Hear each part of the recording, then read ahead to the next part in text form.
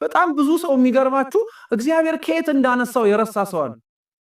አሁን የተቀመጠበትን ወንበር ዛሬ የሚያገለግለውን አገልግሎት ዛሬ የሆነበትን ሁኔታ እያስታወሰ ትላንትና እግዚአብሔር ግን እንዴት አድርጎ እንዳነሳው ከምን አይነት መንገድ ላይ አሁን ላለበት ሁኔታ ላይ እንዳበቃው አብዛኛው ሰው ረስቶታል። ስለዚህ በእንደዚህ አይነት መንገድ ስለምንመላለስ ልብ ብላችኋል። ሌላው ሰው የትላንትና ታሪካችንን ሲያስታውሰን አንፈልግም። እየሰማችሁ ነው? አንፈልግም። በቃ እንዴ ነገሌ እኮ እንትን አልነበሩ እንዴ? ዛሬ መቆማቸውን እኮ አትመልከት፣ ትላንትና እኮ እንዲነበሩ ሲል አብዛኛው ሰው ደስ አይለው።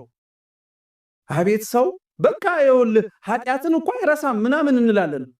የሰውን ኃጢአትን አለመርሳቱን እንተው። እኛ እግዚአብሔርን ንስሐ ገብተን በጽድቅ ለመመላለስ ስንመጣ ትላንትና መበደላችንን ተውት፣ መዘንጋት እንዳልበደልን አይደል እንደሚያመጻድቀን።